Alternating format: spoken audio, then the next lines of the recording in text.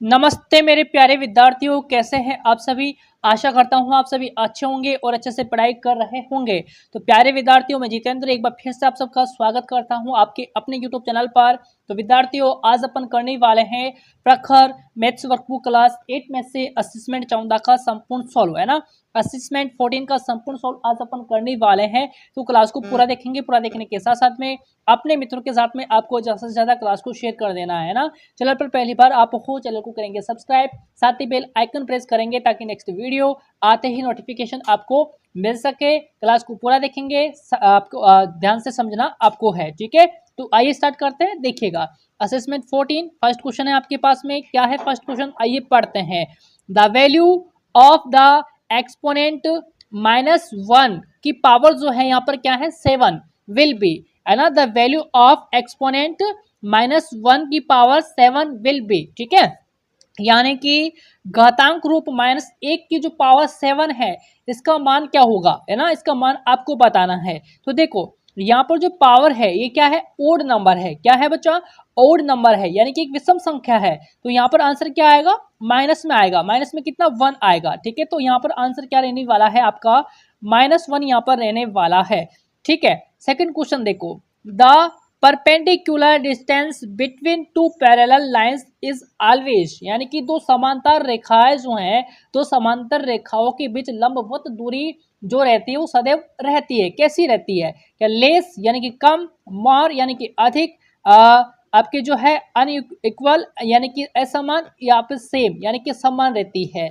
यानी कि the perpendicular distance between two parallel lines is always, यानी कि हो जाएगी सेम। क्या हो जाएगी, सेम हो जाएगी। दो समांतर रेखाओं के बीच लंबवत जो दूरी होती है वो सदैव क्या रहती है, समान रहती है।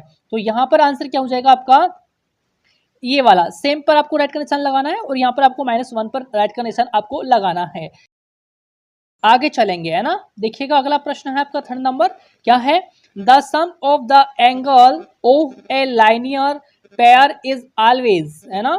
यानी कि रैखिक कोण युग्म के कोणों का जो योग होता है वो सदैव होता है। क्या होता है, क्या 180 डिग्री होता है, क्या 90 डिग्री होता है, क्या 360 डिग्री होता है, या फिर 270 डिग्री होता है। यानी कि the sum of the angle of a linear pair is always कैसा होगा, 180 डिग्री होगा। क्या होगा, 180 डिग्री यहाँ पर होगा, यानी कि 180 डिग्री यहाँ पर आंसर आपका होगा। देखिए, कोण युग्म के कोणों का योग जो होता है वो सदैव क्या होता है, 180 डिग्री होता है। क्लियर है बात। अगला क्वेश्चन देखो, measure of A complementary angle of 90 degree will be. Complementary का मतलब क्या होता है, पूरक। पूरक कोण किसे कहते हैं, है ना। जो दो कोणों का योग कितना होना चाहिए, 90 डिग्री होना चाहिए। जब दो कोण क्या हो, 90, जब दो कोणों का मान क्या हो, 90 डिग्री हो, 90 डिग्री हो, तो कौन सा कोण कहलाएगा, पूरक कोण कहलाएगा। तो यहाँ पर क्या है, 90 डिग्री विल बी, है ना। कोण 90 डिग्री के पूरक कोण का मान होगा। 90 में कितना जोड़ेंगे तब कितना ऐड करेंगे तब आपके 90 होना है, तो 0 डिग्री, है ना। तो यहाँ पर आंसर क्या है, 0 डिग्री होगा। क्या होगा, 0 डिग्री होगा। अगला देखो, फिफ्थ नंबर क्वेश्चन है, एक्सप्रेस इन स्टैंडर्ड फॉर्म, है ना। तो यहाँ पर क्या करेंगे, आपको जो है स्टैंडर्ड फॉर्म के अंदर आपको लिखना है, यानी कि मानक रूप के अंदर इसको जो है व्यक्त करना है। आइए कैसे करेंगे इसको व्यक्त, ध्यान से समझेंगे।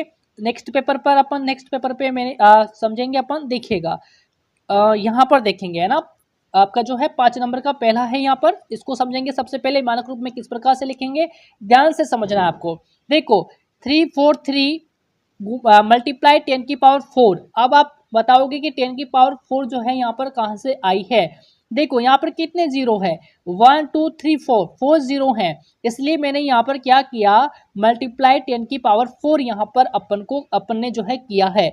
अब देखो, यहाँ पर एक संख्या के बाद में पॉइंट लगाना है अपन को। क्या करना है, पॉइंट लगाना है। तो पॉइंट लगाने के लिए क्या करेंगे, 343 मल्टीप्लाई 100 डिवाइडेड बाई 100 करेंगे, यानी कि 343 गुना 100/100 करेंगे। मल्टीप्लाई में 10 की पावर 4 आपको लिखना है। क्लियर है बात। अब देखो, 343 में 400 आपके 343 डिवाइड करेंगे 100 से, है ना। तो 100 से डिवाइड करेंगे, क्या आएगा, 2 जीरो है तो दो संख्या छोड़ करके पॉइंट आपको लगा देना है।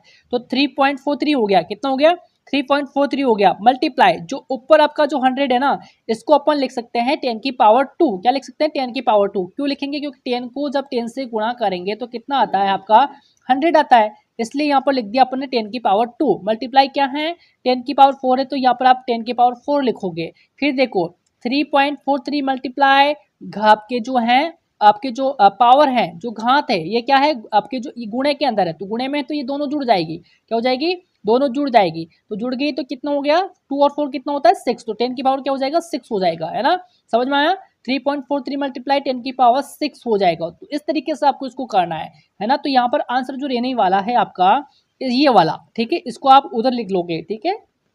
फिफ्थ के फर्स्ट में आपको यहाँ पर ए वाले में है ना, ए वाले में आपको ये लिखना है 3.43 मल्टीप्लाई 10 की पावर 6 आपको लिखना है।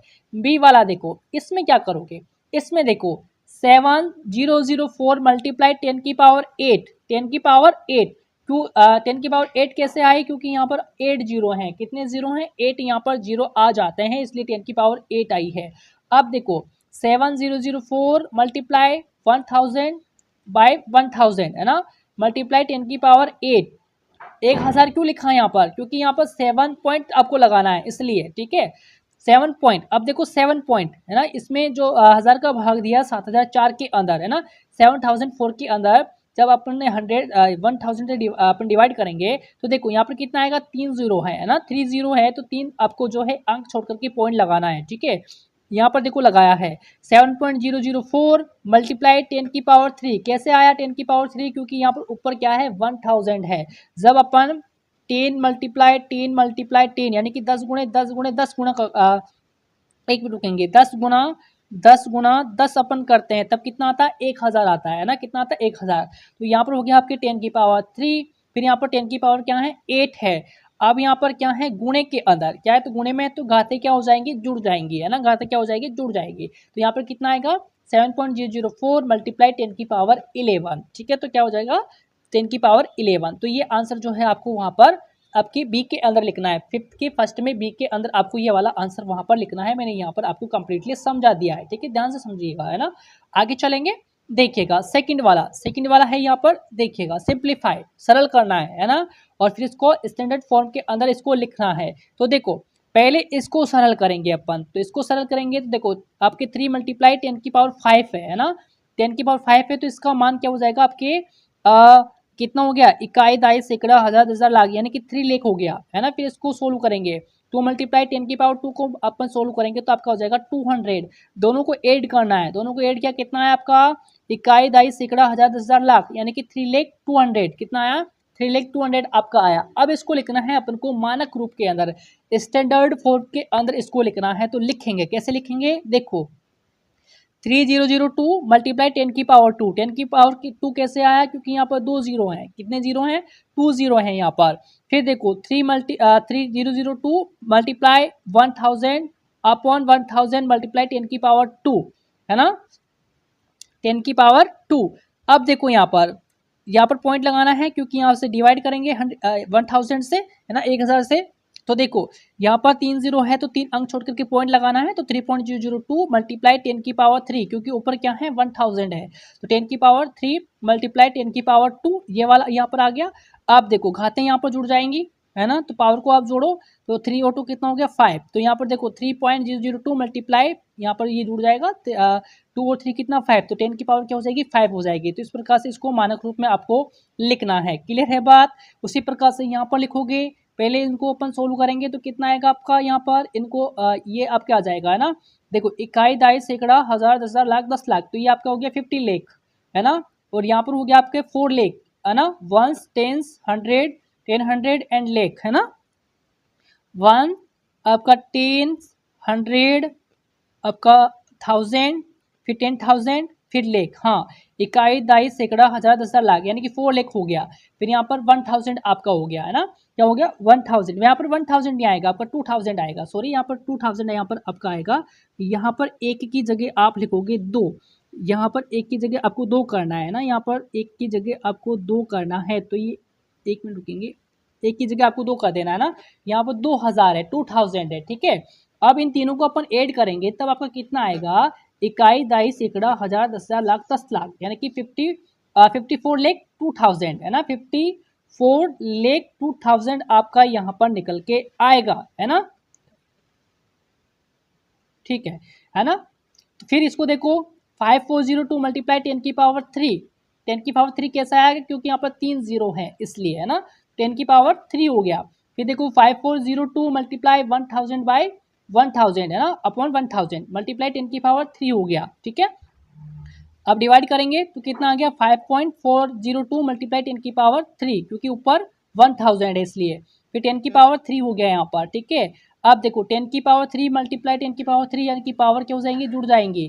ठीक है, तो यहाँ पर देखो 5.402 मल्टीप्लाई 10 की पावर 6। ठीक है, तो यहाँ पर ये आंसर आपका हो जाएगा। तो यहाँ पर आप लिखोगे पिछले आपके जो है 5th क्वेश्चन के बी के अंदर, है ना, सेकंड के बी में लिखोगे और ये वाला सेकंड के ए में लिखोगे। ठीक है, तो इस प्रकार से इसको समझ समझ करके आपको सोल्व करना है। क्लियर है बात, आगे चलेंगे। देखिएगा 7 क्वेश्चन है यहाँ पर, 7 नंबर क्वेश्चन है। 7 क्वेश्चन बाद में करेंगे, पहले आपका इसके बाद में आता है आपके क्वेश्चन नंबर 6 है ना, ये आपका हो गया उधर। क्वेश्चन नंबर 6 है match with the correct option. Correct option से आपको क्या करना है, मैच करना है ना, सही विकल्प के साथ में आपको मिलान करना है। तो आइए इसको मिलान अपन कर लेते हैं पहले। देखिएगा a triangle whose two sides are equal, यानी कि जिस त्रिभुज की दो भुजाएं क्या हो, समान हो, तो वो होता है समद्विबाहु त्रिभुज होता है ना, समद्विबाहु त्रिभुज होता है। यानी कि सी ऑप्शन से ये मैच होगा, किससे होगा, सी ऑप्शन से ये जो है आपके मैच हो जाएगा, है ना।